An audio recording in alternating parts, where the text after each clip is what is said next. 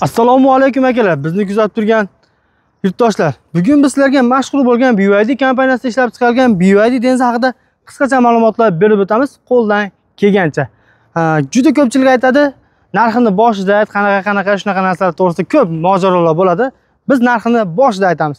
Narxi 80 ming, 90 ming sotilgan oldin hozirgi kunda 66 ming dollarga bizning avtosalondan xarid qilishlar mumkin. Bundan tashqari 33 ming dollarini berib, qolgan 33 ming dollarini 6 oygacha hech qanday foizlarsiz to'lashingiz ham mumkin. Endi esa mashinani xarakteristikalarini aytib o'tishni boshladik. Bu avtomobilimiz to'liq zaryadda 200 km masofani bosib o'tadi. Gibrid holatda esa 1200 km masofani bosib o'tadi. 318 ta ot kuchiga ega, 3 xil rejimda yuradi. Eko, sport, normal holatlarda yuradi va bundan tashqari komforti ham bor yo yo'q, to'g'risini buni bilmayman, bitta qarab ko'ramiz. Avtomobilimiz 2024-yilda ishlab chiqarilgan, masla holatda turibdi. Kimgadir qiziq bo'lsa, avtomobil kelsa, Toshkent Indexga kelsa, ko'radi, test drive ko'radi, ma'qul bo'lsa, ustasini olib kelib tekshirtirib bir qator keyin xarid qilishi mumkin. Yili 2024-yilda ishlab chiqarilgan, kilometrga keladigan bo'lsak, 106 km, ya'ni masla holatda degani bu. Ketdik. Avtomobilimiz oldi dizayniga keladigan bo'lsak, oldi mana bunaqa mordalar bilan jihozlangan, ya'ni bular alyuminiy shekillik LED faralar va bu holat tushadigan LED fara bilan ham jihozlangan ekan. Bu avtomobilga kechasida juda ham vid beradi. Tumangalar shu holatda pavorotchiklari, bu pavorotchiklari mana bu ikkita LED fara yonadi. Bundan tashqari avtomobilimiz oldida 6 dona parktronik bilan jihozlangan. 1, 2, 3, 4, 5 va короче 6 dona.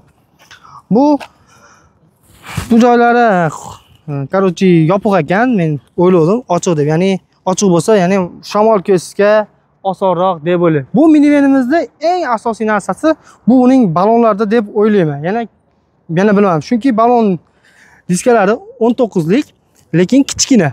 Bunaqa avtomobilga ko'proq 21, 20 qo'yiladi. Masalan, lilarga 20, 21 qo'yilgan. Buniki 19 emas, 18, 245 ga 45R18 bilan jihozlangan ekan. Mana bu joylar qalinroq.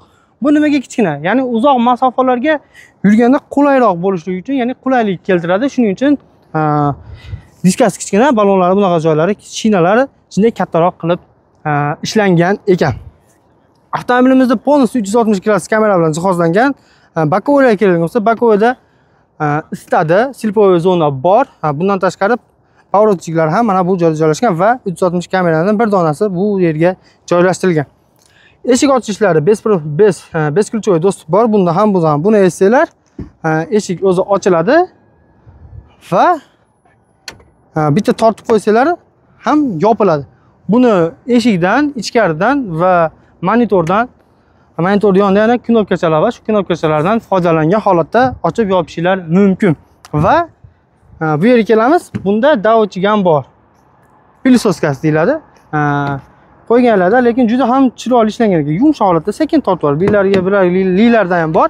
Endi lidan ustunmi bilmadim, daochiga, lekin lidiga nisbatan ancha sekin, yumshoq holatda yopilar ekan. Oynalarda zavodskoy qoratilgan. Bundan tashqari ichida ham pardalar bilan jihozlangan va kattakon.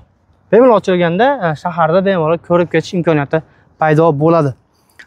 Bu yerda ikkita zaryadchik uy sharoitida va ko'chada bistri zaryadga qilish uchun ikkita zaryadchik porti joylashtirilgan.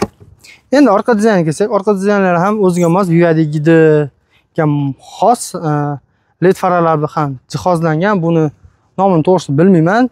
Avtomobilimiz to'rvida orqa oldi tortadi. Ko'rishlar mumkin. D9 degan model. Orqada ham 6 dona parktronik bilan jihozlangan va mana bu joyda ham tormoz destlar sveti yonadi. Va mana bu joylarga 360 kameralarning bittasi qo'yilgan, kameralardan bittasi joylashtirilgan va orqada ham joylashgan.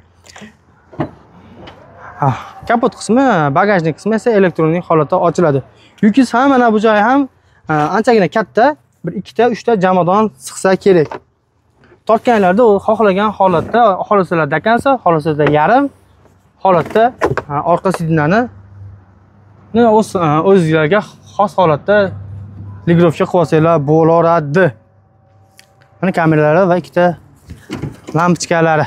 Dizayni anchagina chiroyli chiqarilgan va endi bitta ichki salonni ko'rib chiqamiz. Ketdik.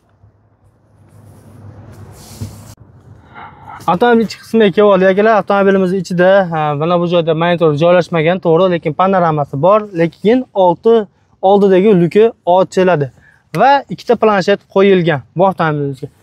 Mana bu joydan esa sidinani orqa oldi va massaj sistemalarini boshqa narsalar bo'ladi va ekrandan boshqa narsalar bo'ladi. Simsalarga yo'q. Bu, yo'q. Mana sovutish isitish tizimi va bu tugmachani esinglar, avtomobilning eshigi qulflanib qoladi. Bu yerda xohlagan mana ranglarni mana bu joyda ko'ryapsizlar, mana bu joydagi rangda bemalol o'zgartirsanglar bo'ladi. Mana har xil holatga keladi. Shu diod sistema, diod aylantirilganmi bilmayman. Korchi yonar ekanda har xil holatda. Mana yashil, sariq, mana pastlari ham yonar. Ko'rib turgan bo'lsanglar, ko'rinyaptimi bilmayman. Korchi pastlari ham mana yonyapti. Va bundan tashqari avtomobilimizda xolodilnik ham bor. Xohlagan gradusga qo'yib olsanglar bo'laveradi, buni ham bemalol ishlasanglar bo'ladi. Shu qulayliklar bor ekan, arkada ham joy bor. Endi arkada bemalol mana shu holatda keta olmaysiz, chunki orqa sidina torroq bo'ladi. Chunki bu ikkitasi kapitanskiy sidina hisoblangani uchun. Lekin buni oldiga surib olsanglar, albatta bemalol arkada ham odam o'tirib ketishi mumkin. Mana shu holat demak, bo'lsa, mana shu holat normalniy holat hisoblanadi men uchun. Shunday ketsa bo'ladi. Ya'ni o'zimizda jimlar ham xuddi shundayda. Va orqada normalniy joy bo'lyapti va bu oldi sidina anchagina bu yoqqa surilgan. Endi esa akalar, bu biznes uchun juda zo'r holatda bo'lsa kerak. Narxlarni va qanaqa to'lash usullarini boshida aytib o'tdik. Endi esa oldi shu tomonga o'tamiz. Hozirda trendga chiqqan BYD chempionlarda smart paysalarga shu BYD denzani ruli qo'yilgan. Mana bu joy sal boshqacharoq ishlanilgan. Xolos. Mana bu logotipi sal boshqacharoq ishlanilgan. Esimda bo'lsa. Bu qolgan BYDlarga o'xshab aylanmaydi. Ya'ni BYD Han, BYD Seagull, BYD Champion, Chazorlarga o'xshab bu ekranni aylanmaydi. Mana shu holatda bo'ladi. Lekin programmasi, proshpasi shu holat, ya'ni ruscha, inglizcha bemalol qilsalar bo'ladi. Hozirda o'zida zavodskiy inglizchasi bor. YouTube, navigator shunga o'xshagan holatlarda ishlasalar bo'ladi. Bu esa kamera holati.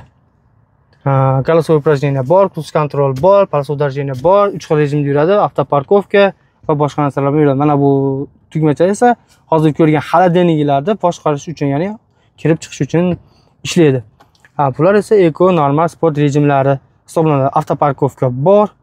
Bezamiz. 关闭车门。 Besdik.